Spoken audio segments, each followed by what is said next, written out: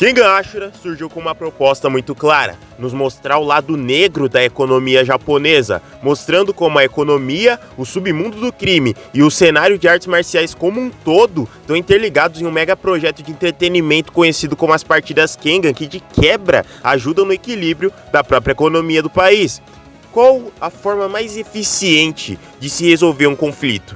É lógico, existem incontáveis métodos para isso, desde negociação a persuasão e arbitragem, mas o mais efetivo é, sem sombra de dúvidas, a violência. A violência pode ser efetiva, no entanto, precisa ser controlada. A violência anárquica não traz nada além de tirania. A Associação Kengan vem há mais de 300 anos levando essas palavras como verdade absoluta, onde mega empresas disputam através de seus lutadores representantes em partidas verdadeiramente brutais, onde as regras são muito menos rígidas do que em partidas oficiais. E o torneio de aniquilação facilmente nos fez pensar que a Associação Kengan não só era o mais alto nível das artes marciais clandestinas, bem como os mais fortes se encontravam lá e apenas naquele lugar. Tudo isso só para em Kengan Omega toda essa concepção cair por terra quando descobrimos que não só a Associação Kengan não detinha o monopólio dos mais fortes, como também haviam outras associações de partidas no submundo que ameaçavam até mesmo a toda poderosa Associação Kengan. No crossover entre Baki e Kengan Ashura, inclusive, a própria arena subterrânea do Tokugawa, frequentada por Baki, Hanayama, Jack e outros monstros, é tida como uma concorrente direta da Associação Kengan. No entanto, se nos atentarmos exclusivamente ao cânone do Kenganverse e o escopo das associações de luta clandestina, nós temos uma divisão muito clara no ranking entre todas elas. No topo, acima de todas, intocáveis, estão as duas mais poderosas associações de lutas clandestinas, a Associação Kengan e o Purgatório, os quais atualmente são duas organizações parceiras, onde lutadores de uma associação podem muito bem migrar e acabar lutando na outra. Dado o escopo gigantesco dessas duas, elas são classificadas como as mais massivas dentro do submundo das lutas, e não tem nenhuma que se compare a elas atualmente. Logo abaixo temos organizações que são sim muito grandes, mas não fazem frente àquelas que estão no topo. Aqui podemos encaixar facilmente a Underground One e a D4. Abaixo delas, nós temos aquelas de tamanho mediano. Podemos citar aqui a Slaughter Colosseum, até mesmo a Death Fight e a Alternative Fighting. Abaixo está todo o resto, organizações muito menores que sonham em um dia se tornar aquelas que estão ali acima. Aqui nós podemos encaixar a Underdog Fight e a organização Valkyria, sendo essa última uma das que mais tem crescido ultimamente em todo o Kenganverse. Talvez você nunca tenha ouvido falar sobre essa organização de lutas clandestinas. No entanto, essa pode até mesmo um dia, quem sabe, ameaçar o status da notória Associação Kengan de Nogi Hideki, uma organização de lutas clandestinas fundada por uma lutadora, uma policial corrupta e a líder de uma organização criminosa. O diferencial dessa organização, o foco apenas em lutas entre mulheres, destoando da Associação Kengan, com apenas lutadores do gênero masculino, e até mesmo da Underground One, que sim possui uma divisão feminina, mas ainda assim tem um foco muito grande nos seus lutadores do gênero masculino. Se a Associação Kengan possui monstros como Oma Tokita, Ryan Kuri, Kano Agito e Gaolang Wangsuat, a Valkyria detém algumas das mais bizarras e excêntricas lutadoras do submundo, com a rainha dessa arena sendo um monstro tão assustador quanto aqueles que frequentam as partidas Kengan. Hongo Hina, a princípio, uma simples colegial, como qualquer outra, mas para olhos bem atentos fica fácil perceber que essa garota não é normal. Aliás, ela pode ser qualquer coisa menos normal. A sua mente é mais mórbida do que você pensa. Psicopatia ou sociopatia não são adjetivos suficientes para descrever essa garota. E nem começamos a falar do seu corpo sobre-humano, sua habilidade e aptidão para as artes marciais e seu QI de batalha elevadíssimo. A sua real identidade é fragmentada em diversas partes. Uma simples colegial como qualquer outra, uma lutadora cruel e impiedosa, até mesmo a líder de um culto religioso bizarro. Fato é que se pensamos que conhecemos ou sabemos algo sobre ela, estamos redondamente enganados, e nem mesmo toda a divisão de investigação do governo japonês pôde compreender a mente desse demônio disfarçado de anjo. E é sobre isso que eu vou falar hoje, é sobre essa lutadora que vamos comentar hoje, a princesa da revolução Ishosenki Hongo Hina.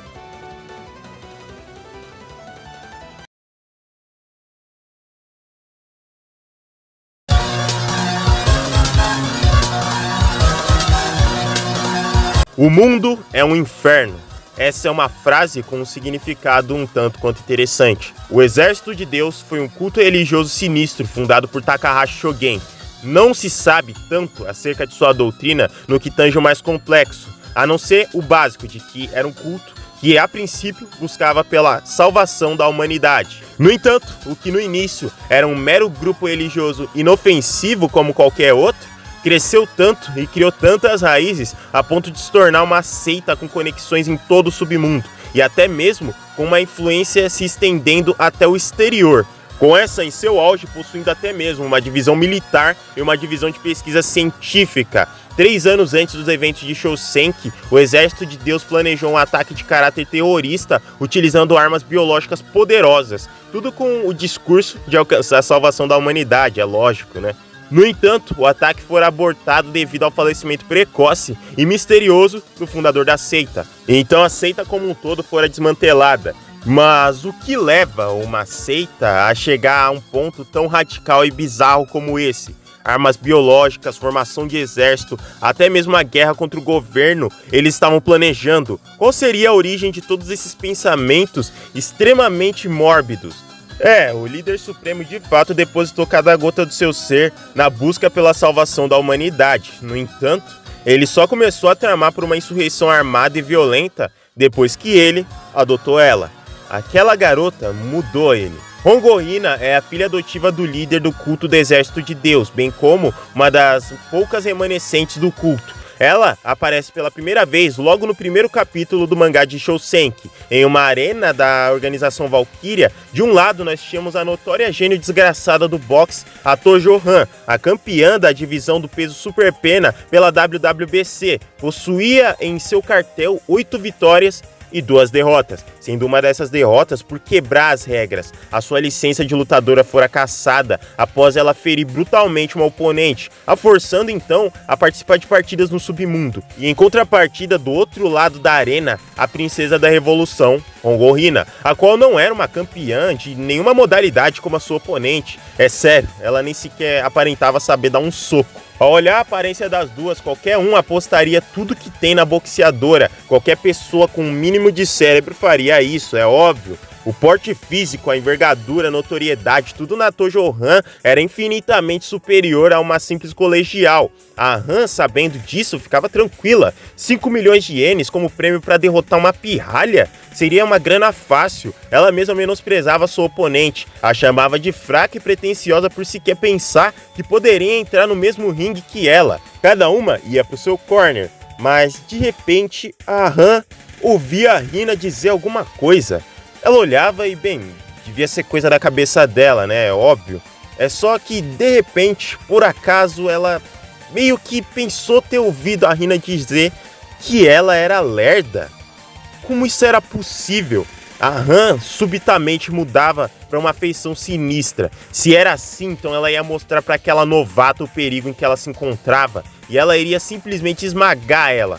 As duas entravam em guarda e a luta finalmente começava. A postura da Tojo Han era o famigerado Hitman e seu trunfo eram os Flicker Jabs, uma combinação poderosa. Jabs lançados de uma postura não ortodoxa e difíceis de prever. O jab de um boxeador chega a 40 km por hora. No entanto, isso são vestindo luvas de boxe, que são mais pesadas. Com luvas abertas de MMA, os socos podem alcançar até mesmo 50 km por hora. Somado à sua grande envergadura, a Hina passaria por um verdadeiro inferno se quisesse sequer se aproximar da boxeadora. Uma rajada de jabs eram disparados a uma velocidade tão grande que para simples amadores seria difícil de ver. E então, o que você tem a dizer? Você ainda acha mesmo sou lenta mesmo após ver esses socos? Pois é, você é mais lento do que eu imaginava. A Han então se irava com essa fala. Mais uma vez, um jab na velocidade máxima era disparado só para destruir a Hina. E em um movimento, se esquivando do soco, a Hina contra-atacava com um contragolpe devastador. Em instantes, jogava a sua oponente e fazia ela beijar a lona. E a Tojo Han acabava de ser derrotada com seu rosto completamente esmagado. Aquela era a real força e nível da Hina, uma lutadora que superava uma profissional como se não fosse nada. E julgá-la como uma simples colegial indefesa é o pior erro de qualquer lutador. E vamos ver muito disso mais pra frente. Ela atualmente ocupa o topo da associação de lutas clandestinas conhecida como Valkyria, sendo temida até mesmo pelas organizadoras das partidas. A Valkyria nada mais é que uma organização de lutas como qualquer outra, no entanto, seu enfoque é na categoria feminina, fundada por 3 mulheres distintas, sendo elas a nossa protagonista Tema Nozomi, uma lutadora que se aposentou devido a um problema na sua retina, migrou para as partidas clandestinas apenas para se ver frustrada o suficiente a ponto de ser rejeitada e demitida na organização a qual ela lutava. Ela então se junta com suas 2 melhores amigas da época de escola, Yori Ichika, uma policial de índole um tanto quanto duvidosa, e Mitani Hana, a membro e líder da família Jinguji da Yakuza. Juntas, elas têm a ideia de fundar essa organização. E em busca de lutadores fortes e aptas a competir, elas acabam por encontrar a Rina, que prontamente aceita participar das partidas lá o quanto antes. E fica claro, logo no primeiro encontro entre elas, o quão monstruosa a Rina é, uma vez que as 3 literalmente sequestram a garota, a algemam e a vendam. E ela não só age como se isso fosse normal, com uma naturalidade nada comum para alguém da idade dela, como ela facilmente sai daquela situação, quebrando o próprio dedo para escapar das algemas. Ali fica claro para elas que de normal ela não tem nada, e tudo que ela quer, acima de tudo, é combater lutadoras verdadeiramente poderosas, sendo ela uma completa maníaca por lutas e obcecada pela ideia de enfrentar lutadoras, entre muitas aspas, rápidas, já que para ela no combate todo mundo está se movendo em câmera lenta. No entanto, havia um problema. Artes marciais, enquanto entretenimento, muitas vezes podem dar errado quando se tem uma disparidade muito grande entre os lutadores. Bom, esse era o problema que assolava a organização Valkyria. Não havia sequer uma alma viva capaz de vencer a Rina, desde uma lutadora de judô de alto nível até uma campeã de boxe. Nenhuma delas eram suficientes para durar sequer 1 minuto com a princesa da revolução. É aí que ela faz uma proposta inusitada. O exército de Deus foi desmantelado após a morte de seu líder. No entanto, as armas biológicas que seriam utilizadas por eles ainda permaneciam intactas e rastreáveis, com a polícia passando anos procurando por esses artefatos e acabando por encerrar a investigação por nunca conseguir ter achado. No entanto, haviam rumores que a própria Rina sabia onde estavam essas armas de ameaça biológica. Vocês não estão curiosas para saber onde estão as armas biológicas do exército de Deus? Ela então promete que caso elas encontrem alguém forte o suficiente para derrotá-la, ela de bom grado daria a elas a localização das armas. E é sob esse pretexto que o torneio da organização Valkyria, inclusive o primeiro torneio da organização Valkyria, é iniciado. 3 lutadoras de alto nível são convocadas apenas para competir nesse torneio e quem sabe finalmente destronar a Rina. Ao passo que só de ouvir falar na palavra torneio, a Rina já se empolga. Por ela enfrentaria as 3 de uma só vez. No entanto, a ideia de um torneio parecia ainda mais genial e emocionante. A mais velha das irmãs psicopatas, Senariko, com impressionantes 1,84 m e 83 kg, ela é um completo tanque de guerra e destoa muito das outras competidoras em partidas clandestinas. Vinda da China continental, a garota explosiva do Kung Fu, Yozu Hali, com 1,60 m e 45 kg, sendo dentre todas essas a que possivelmente possui mais conhecimento técnico de combate. E a mais nova das irmãs psicopatas, Senariko, com 1,70 m e 60 kg, sendo dito que ela é tão forte quanto a sua irmã. Quanto da Rina, essas seriam as participantes do torneio, que com as chaves definidas, sendo iniciado no capítulo 7 pelo confronto entre Hogo Rina e Senariko. A mais nova das irmãs psicopatas não era brincadeira, ela e a sua irmã mais velha eram completas aberrações genéticas desde cedo, sendo capazes de percorrer 100 metros em 11 segundos ou até mesmo quebrar o recorde de sua escola na prova de arremesso. Ao invés de aproveitar essa genética toda para se tornarem atletas de alto nível, as duas desperdiçaram tudo isso lutando, e pior, lutando no submundo, se envolvendo com todo o tipo de crime possível, acabando sendo presas e aí sendo recrutadas pela Ichika para participar desse torneio.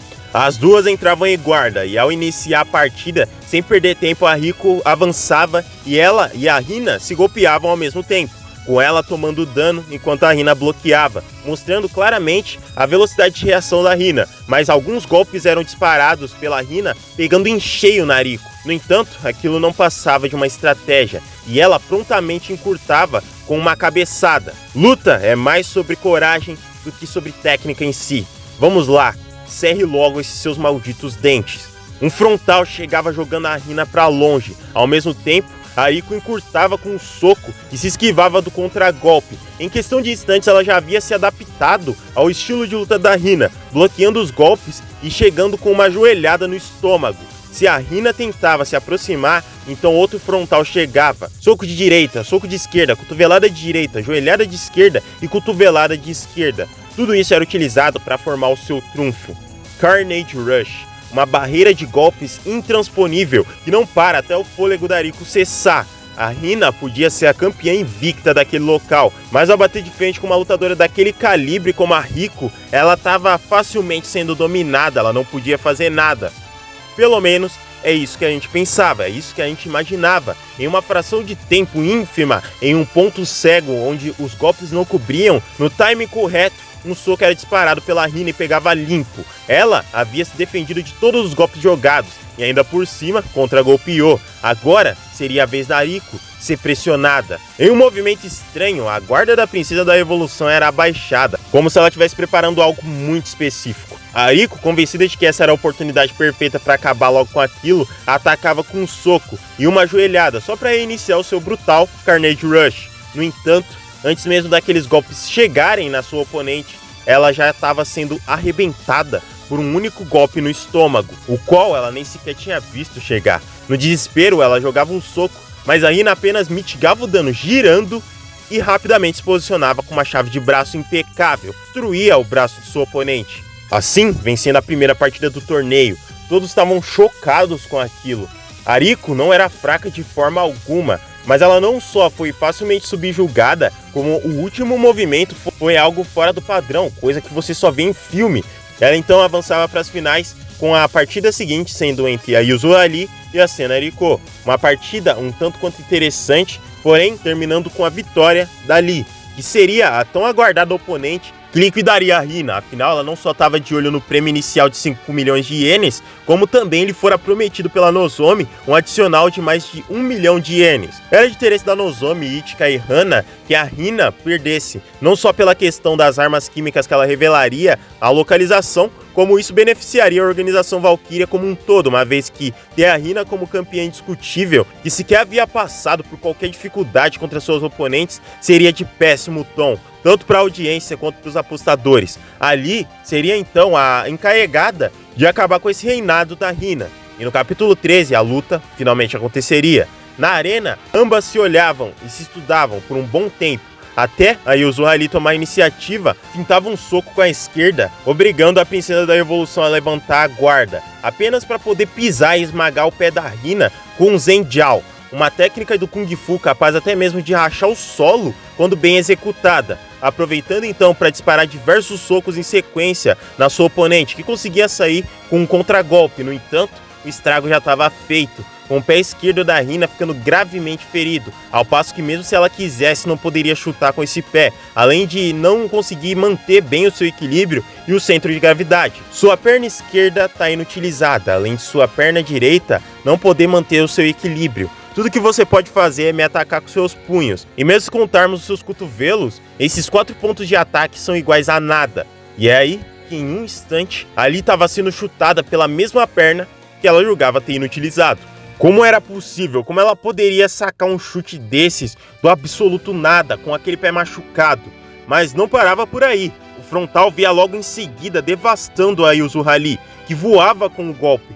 O resultado disso logo nos era mostrado, com o pé esquerdo da Rina destruído e ficando gravemente fraturado. Ali então partia para a retaliação com um chute alto. No entanto, ao invés de aproveitar sua chance de contra-ataque, ela parava. Seu corpo lhe alertava que aquela garota não era humana. De repente, outro chute chegava, mas dessa vez a Yuzuru Ali não aceitaria, jogando sua oponente com tudo para trás e encurtando com um disparo rápido de golpes, que acertavam a Rina até a finalização com uma joelhada brutal que facilmente nocautearia qualquer outra lutadora. No entanto, ao olhar para a Rina, ela estava sorrindo. Como ela poderia sorrir em uma situação como aquela? Seria um delírio, presunção por parte dela ou simplesmente a convicção de que a chinesa não poderia vencê-la? Ela caiu em uma posição estranha, preparada para Lee, que chegava logo em seguida. Ela confiava que a Hina não a acertaria, afinal, com aquela perna inutilizada, encurtando daquela forma que ela estava encurtando, a Hina só poderia utilizar a parte superior do corpo para contra-atacar. E é ao se aproximar da Hina que, de repente, tudo muda.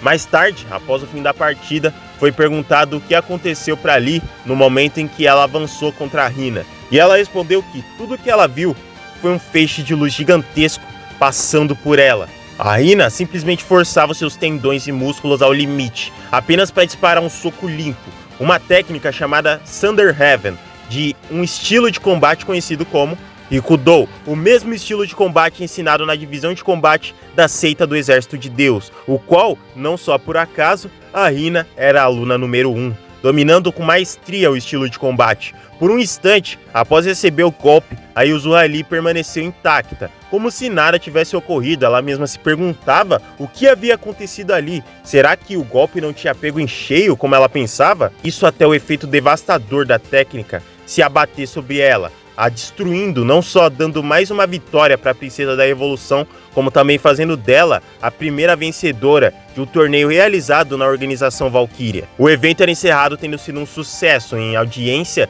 e em questão de aposta. Dado a sua lesão, a Hina teria que se ausentar dos próximos eventos. No entanto, as surpresas quanto a ela não parariam apenas com o final daquele torneio, com aquela vitória esmagadora. No dia seguinte, a Ichika, a policial, chegava no seu trabalho tranquilamente, em um dia como qualquer outro. Quantas vezes vou ter que te falar para mandar as compras que você faz online para sua casa? O departamento não é seu endereço de entrega não. Uma caixa bem grande esperava por ela, e ao abrir, ela entrava em choque. 2 armas biológicas de destruição em massa, com a inscrição Salvação cravadas nelas. Apavorada, ela prontamente acionava a divisão de armas químicas.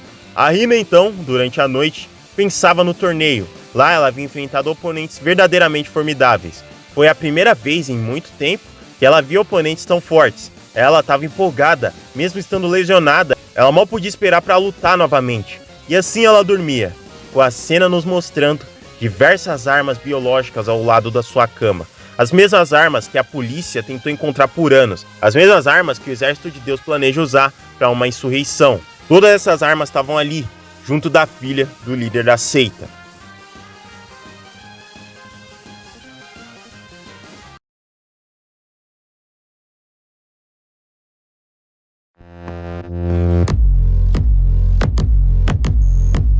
Bom, esse foi o vídeo. Muito obrigado a todo mundo que assistiu até aqui. Se você gostou, deixa o seu like e se inscreve aí no canal. Como vocês puderam perceber, Shousenki é um dos mangás que faz parte do Kenganverse. Caso vocês não saibam, o Kenganverse é muito mais amplo do que simplesmente Kengan Ashura e Kengan Omega. A gente tem Kengan Ashura, Kengan Omega e Shousenki. É até mesmo uma obra que furou um pouco a bolha do Kenganverse, ficou muito conhecida, que é aquele anime das garotinhas levantando peso na academia, aquele How Dumbbells You Live, que pra quem não sabe, também faz parte do universo Kengan. Não só é do mesmo autor, como tá inserido no mesmo universo. Mas enfim, comenta aí o que você acha dessa personagem, o que você acha da Hongo Hina, o que você acha de Shousenki no geral. Será que um dia a gente vai ver um encontro entre a Nozomi e o Oma Tokita? A gente já teve um encontro entre ela e o Imai Cosmo, né? E será que um dia aqueles monstros de Kengan Ashura e Kengan Omega vão colidir com as lutadoras de Shousenki? Enfim, comenta aí o que você acha. Eu vou ficando por aqui. Muito obrigado a todo mundo que assistiu. Valeu e falou!